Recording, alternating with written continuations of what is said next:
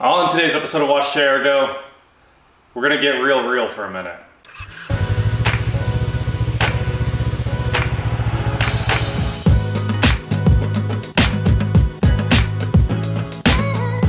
What is going on, guys? I am Watch Chair Go, and today we're gonna take a quick, just a little brief break from the sunshine and rainbows and just normally working on cars like we always are for kind of an update of what's going through my head, some reasons things are happening on the channel, things people may not agree with, and just kind of, I'm going to tell you why we're doing this thing. So right now, everything looks pretty bleak as a YouTuber.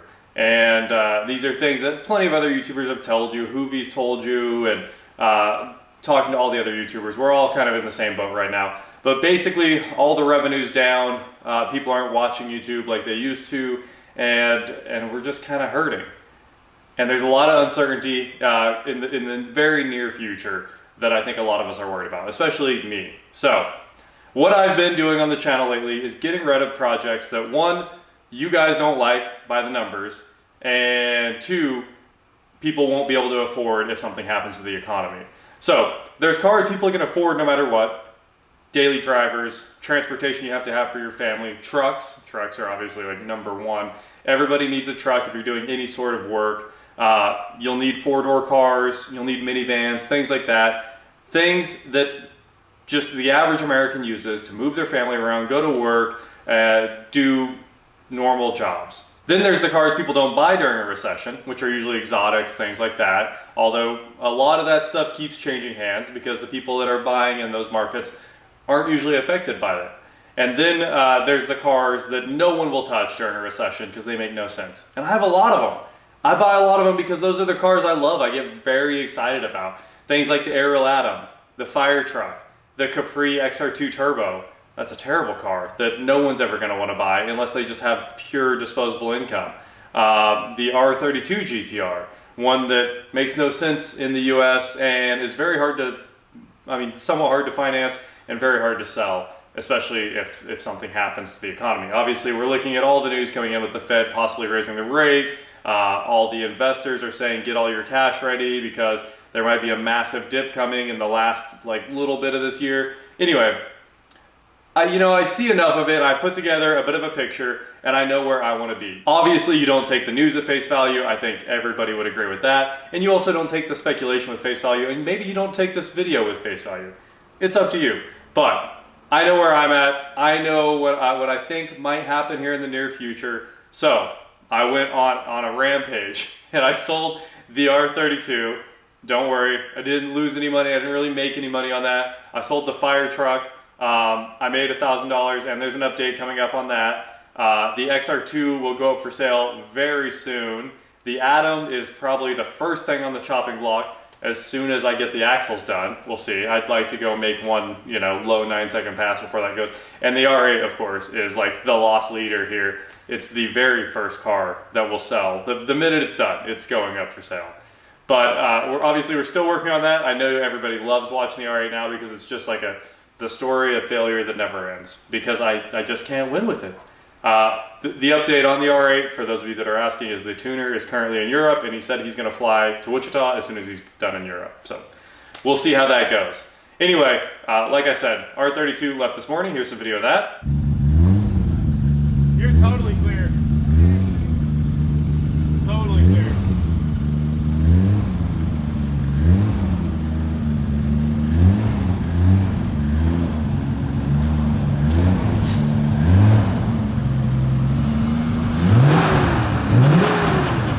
And that is the end of the R32. Good luck with it, Conrad. I know you'll enjoy it. Fire truck left a few days ago. It moved to a local body shop and they're gonna use it for promo. They changed a little bit of the lettering on it and they're just driving it around, enjoying it like I was.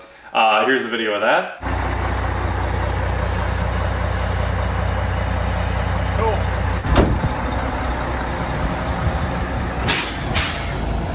Fire truck, you were a blast.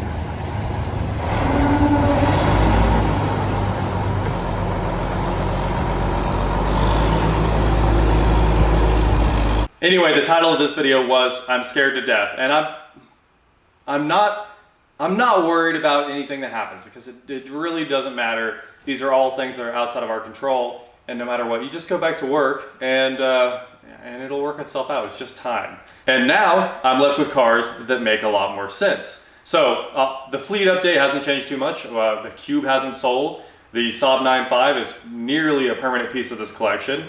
This GTR is super easy to sell, and I got into it right. I don't think it would be any problem to sell it. No matter what happens in the economy, people will want this car. And of course, the rest of the stuff is all very affordable. The Rolls-Royce and the Camaro, those will stay forever. The F100 will stay forever. But things like the Cube, the Lexus, the Aztec, all of those, we're still getting those all ironed out, but super easy to sell, no matter what happens. People want those cars. So I have all of that. There's tons of content coming up on those cars. And until then, we're just gonna keep working. You might say that like, this is ridiculous. You're clearly out there spending money. Look at that video wall. You guys know from the very first video, the video wall was completely paid for before I bought the first TV. Like, huge thank you to some of the sponsors that I work with. They're amazing people. And we just come out with outrageous ideas and we're like, let's execute on this idea. And I just get to go build it. I get to go do crazy things like that. And just the thank you from the bottom of my heart to you guys for making that happen, to the sponsors for making that happen, and just hanging around watching the videos while we build this crazy car place to hang out and work on cars and hopefully make the best wrenching content on YouTube for you guys, just nonstop, day after day after day. And that takes a lot of my time, so I try to get the cars sold, but I can't do like the selling thing, which is nearly a full-time job, along with working on the cars, so I end up just working on the cars and hoping they sell. So anyway, that's those are the cars that are on the chopping block, the ridiculous cars, and the ones that are not on the chopping block, well, or will be, are the ones that are easy to sell. And I'm gonna move back to a few more of those. We've got plenty more coming in. So, I mean, I cannot tell you, there's a car in the driveway right now that some of you know about if you're following me on Instagram. It's coming up in a very popular YouTube series that comes out in a few days, and then you'll be able to see mine. I'm super excited about it. When it gets revealed, I think a lot of you will be very excited about it. It's twin turbo, it's German, it's gonna be cool. There's some cool trucks coming up, more cheap Hondas coming up. I've got one I need to go pick up right now. But I'm buying lots of normal cars because I know that those are easy to move, and also parts availability. That's another big thing. I know it's a totally different tangent, but things like the R32 and the Capri XR2, there's no parts. Like if you go into O'Reilly's and try to look up a Capri XR2, there was nothing. Like we tried to get a bunch of parts for it right out of the gate and very few things came up. And then the R32 doesn't even exist. Like that's not in the system. So you're buying those parts from Japan and on eBay and waiting just massive shipping times. And that is not something I like to do. I like to have parts that are local. It's why I do a lot of very popular imports and American cars. They're easy to work on. They're fun to work on. They're cheap to work on. And the parts are within, you know, a half mile of your house if you live in a metro area. There's a parts store that has the parts. Usually, you know, O'Reilly's is within seconds from wherever I'm at. So that's where I'm at with these cars, and plenty of other cool projects like the Helix is right behind the camera. And we are going to do the jet ski Helix very soon. We'll have more time to do that as some of the other cars get done. The Z06 Corvette, obviously, it's not mine, but it'll be out of the shop soon. We have just one more episode on that. Sure, it looks bleak for me. I'm not asking for sympathy. I'm not asking for you to feel sorry for me. Just trying to tell you kind of where my head's at and explain to all of the comments. Like, there's a lot of comments questioning all these things I do. So this is strictly for you guys. I want you to have answers for your questions. I can't just comment them all back. I mean, I'd have to write a book to do it.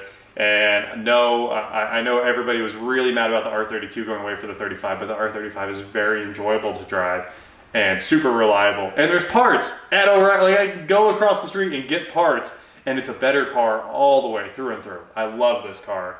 The R32 I loved when I got into it, and then the more I got into it, I found out that like my heart wasn't as in that car as I thought it was. This is one of those cars that I've loved all my life, and I'm super, super happy to have it. And it's got crazy miles. It has 100,000 miles on it. It's never been opened up. Like, this transmission is stock. But anyway, hopefully race week coming up in this thing, and obviously we'll have something for you guys tomorrow.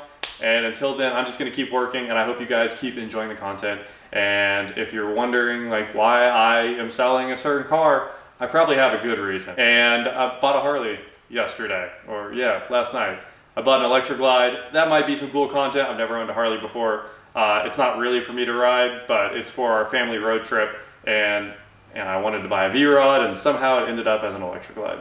Don't ask me how it happened. I wanted the Porsche engine. I figured you guys would want the Porsche engine. It's the coolest Harley, that and the Livewire, but I ended up with like an old traditional Harley.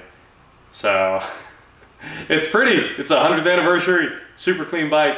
So I think you guys will enjoy as we start working on that, getting it all sorted out for the road trip at the end of the week. Anyway, that is it for today, guys. Thank you so much for watching. Don't forget to head on over to shop.watchjrgo.com where you get cool shirts, not like this. And please like, share, subscribe, do whatever you want to do. And I will talk to you next time. And I got a Pro Charger. I don't know why or what or any, I don't know. But it's a D1 with an intercooler. They said it was off a Durango 5.7, but that doesn't seem to be a truck that actually existed. I would think it would be like a SRT Durango or something. Especially being a D1. Like the D1's that's a big blower. I got it for $1,000. It was a takeoff. It's worth like $3,000. So either that'll go on a lawnmower or I'll sell it on eBay. Who knows? But we're gonna do something with it.